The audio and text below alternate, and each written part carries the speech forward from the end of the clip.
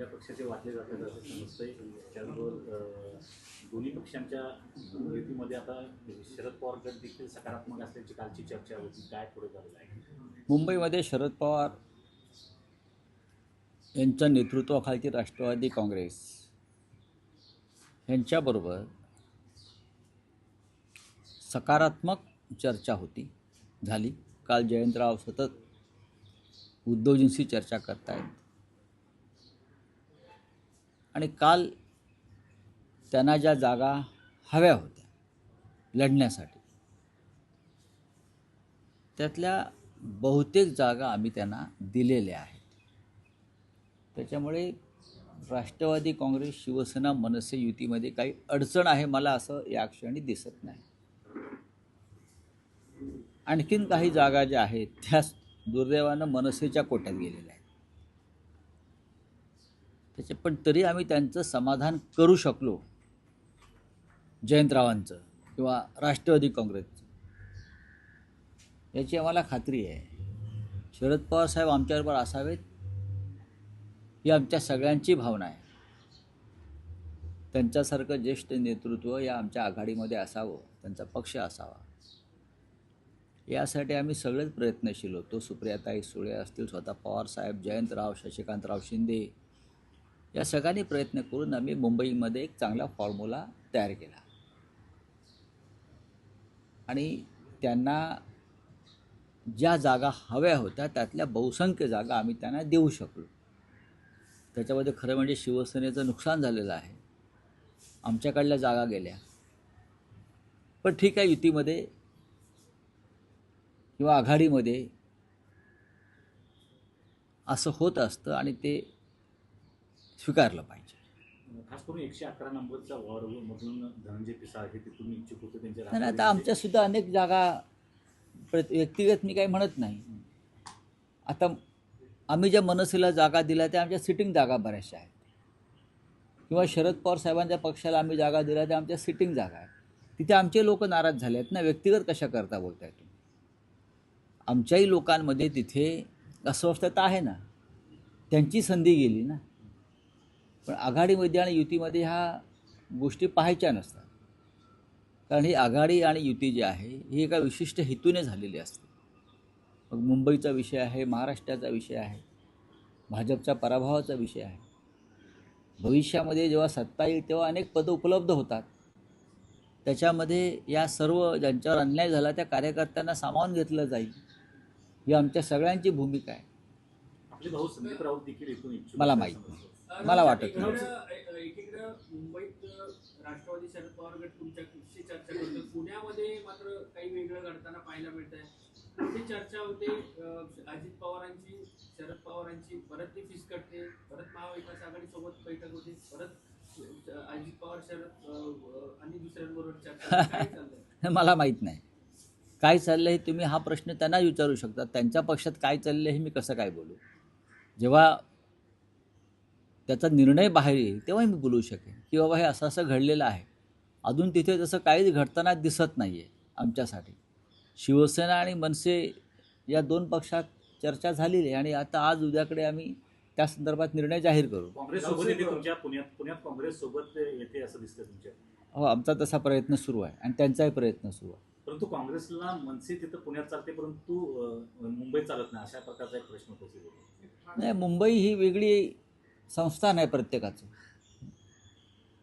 मुंबई हे एक वेगळं संस्थान आहे प्रत्येकासाठी. त्याच्यामुळे ते आपापल्या पद्धतीने निर्णय घेत असतात. पण आमच्यासाठी मुंबई महाराष्ट्राची राजधानी आहे आणि त्याच्यावर मराठी माणसाचा अधिकार राहिला पाहिजे, ही आमची भूमिका आहे. रावसाहेब, अलीकडे महापालिका निवडणुकांमध्ये एक नवी पद्धत अलीकडच्या काळात बघायला मिळते. उमेदवारी यादी घोषित करण्यापेक्षा थेट एबी फॉर्म देऊन सगळ्याच राजकीय पक्षांमध्ये होताना दिसते की एबी फॉर्म उमेदवाराला परस्पर दिले जात आहेत यादी घोषित करण्याऐवजी. यादी घोषित करण्याचा आग्रह कशा करताय? टाळण्यासाठी. नाही, पण यादी अनेक वर्ष मी तर यादी कधी घोषित झालेली पाहिली नाही. यादी घोषित करण्याचा आग्रह कशा करताय? प्रत्येक पक्षानं आपलं एक धोरण ठरवलं असेल, हे आमचे उमेदवार आहेत, त्यांनी जाऊन हा अर्ज घेऊन, एबी फॉर्म घेऊन अर्ज भरावा. त्यानुसार उमेदवारांच्या बैठका घेतल्या जातात संभाव्य, आणि त्यांना तशा सूचना दिल्या जातात. आणि अर्ज भरल्यावर त्यांची नावं तुम्ही प्रसिद्ध करता सगळे. नाही, तीच पण या पद्धत. निवडणुकीमध्ये असं दिसतंय की अभूतपूर्व मंडाळीला सगळ्याच राजकीय नाही, पक्षांना परत- सामोरं जावं लागलं. प्रत्येक निवडणुकामध्ये अलीकडच्या काळामध्ये भारतीय जनता पक्ष सत्तेत आल्यापासून या मंडळाल्या वाढलेल्या आहेत. मंडळांना उत्तेजन दिलं जातं. पूर्वी निवडणुकीच्या रिंगणामध्ये मोजके पक्ष होते. आता 2 शिवसेना, 2 राष्ट्रवादी काँग्रेस आहेत ना, पर्याय उपलब्ध आहेत. असंतुष्टांना पर्याय उपलब्ध आहेत. आणि मग त्यात पैशाचा वापर करून लोक विकत घेतले जातात. त्यातून बंडाळ्या होतात. बंडाळांना उत्तेजन दिलं जातं. भाजपकडून मुंबईत उत्तर भारतीय मतदारांना आकर्षित करण्यासाठी जी स्टार प्रचाराची यादी आहे म्हणजे त्यामध्ये योगी आदित्यनाथ आहेत, मैत्री ठाकूर आहेत, इतर मनोज तिवारी आहेत, असे उत्तर भारतीयांना आकर्षित करण्यासाठी एक वेगळी स्ट्रॅटेजी. नाही, त्यांच्यामध्ये त्यांनी मुंबईची फाळणी केलेली आहे.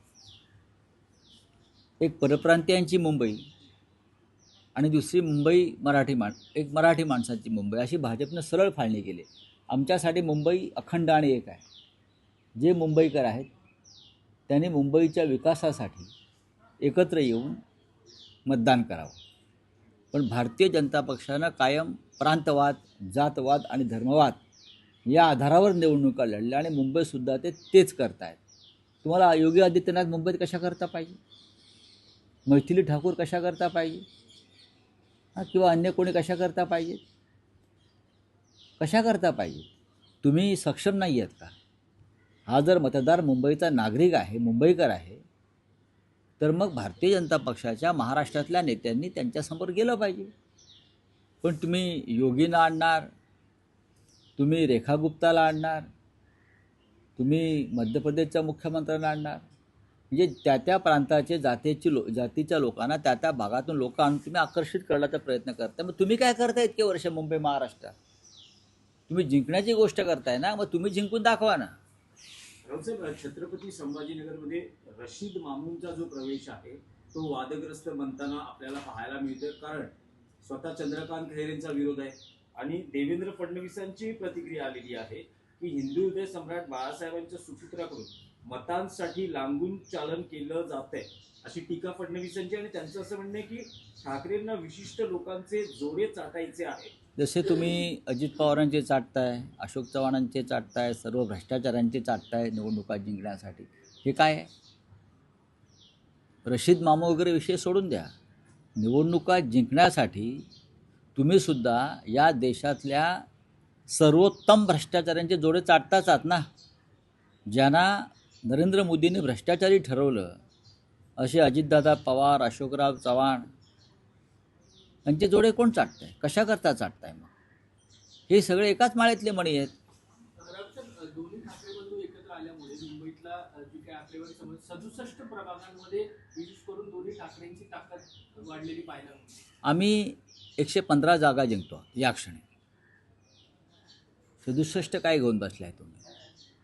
जो बहुमताला जो एक आकडा लागतो, या क्षणी मनसे, महाराष्ट्र नवनिर्माण सेना आणि शिवसेना हे शतक पार करत आहेत. 117 ते 120 पर्यंत जागा आम्ही जिंकतो. हा आत्मविश्वास आम्हाला आहे आणि मतदारांना सुद्धा आमच्या आहे.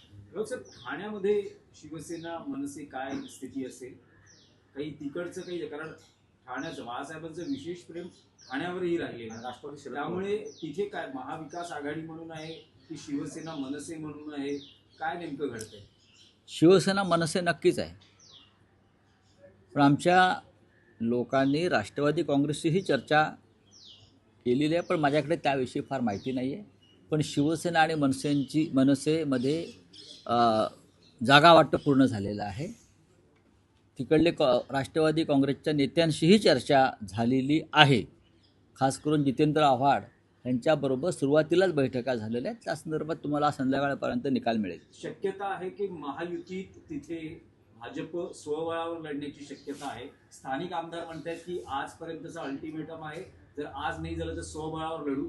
हे सगळं घडत असताना ठाण्यात नमो ठाणे असेही बॅनर लागले. नमो ठाणे, नमो भारत, नमो आणि वेगळी, आणि श्रीकांत शिंदे तर वेगळ्या सभा घेत आहेत स्वतंत्र.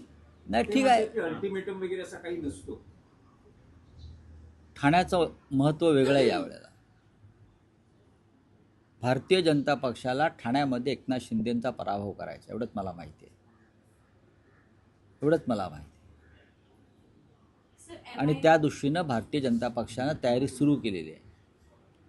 लोकसभा विधानसभा निवडणुकांमधले निकाल वेगळे होते, ती गणिते वेगळी होती. भारतीय जनता पक्ष आणि शिवसेना मनसे युती यांच्यामध्येच लढाई होईल, फाईट होईल. चला, थँक्यू. शिवसेना भवनासमोर उत्तर भारतीय बटोके तो कटोके अशा प्रकारचे बोर्ड लागलेले पाहायला मिळतात. काय नेरेटिव्ह? हे भारतीय जनता पक्षाचे धंदे आहेत बरं का. कोणी निंदा कोणी वंदा, माझं नाव धंदा, बरं, तसं त्यांचं चालू आहे. ते काय सुधारणार नाहीत. भारतीय जनता पक्षाचे लोक अजिबात सुधारणार नाहीत. त्यांच्यासाठी खुनी, बलात्कारी, भ्रष्टाचारी ही त्यांची ताकद आहे. आणि त्यांच्या पक्षात असे सगळे लोक घेऊन हे अशा प्रकारचे धंदे करतात. चले खुश आहे. सर एमआईएम के नेता वारिस पठान ने कहा, मुंबई मेयर की सीट को लेकर कहा है कि हम चाहते हैं कि हिजाब पहनने वाली बहन जो है वो मुंबई मेयर की सीट पर बैठे. ठीक है, चुनाव लड़िए, बहुमत प्राप्त कीजिए. मेयर बनने के लिए बहुमत होना ज़रूरी होता है. तो आप बहुमत लाइए, 110 सीट चुनकर आइए और चर्चा करिए. बात ऐसी है, ये मुंबई है, ये महाराष्ट्र की राजधानी है और हम हमेशा चाहेंगे कि यहाँ का मेयर मराठी भाषिक हो. और उस मराठी भाषिक मेयर को वारिस पठान अगर मुंबईकर है तो समर्थन देना चाहिए. सर उन्नाव रेप केस में जो कुलदीप सेंगर है जिसे दिल्ली हाई कोर्ट ने बेल दे दी, उससे लेकर जो है सीबीआई जो है सुप्रीम कोर्ट के लिए. मुझे इतना ही मालूम है, ये जो कुलदीप सेंगर है उसको मुंबई में प्रचार को ला सकते हैं बीजेपी. उत्तर प्रदेश से है ना, तो मुझे जानकारी है कि कुलदीप सेंगर को भी भारतीय जनता पार्टी मुंबई में प्रचार को योगी आदित्यनाथ के साथ ला रही है. तो सीबीआई बीबीआई की वो उनके घर के लोग हैं. सीबीआई भाजपा के कार्यकर्ता है, उनको बेल रहेगा. अगर उनको निकाला है जिस तरीके से, तो थोड़े अंदर डालने के लिए निकाला है. लेकिन कुलदीप सेंगर मुंबई में योगी आदित्यनाथ के साथ देवेंद्र फडणवीस का आग्रह है कि कुलदीप सेंगर को यहाँ लाइए और प्रचार करिए. कुलदीप सेंगर को, राम रहीम को, आसाराम बापू को, सबको प्रचार में उतारने वाले ये लोग यहाँ बीजेपी के लिए. चलिए, थैंक यू.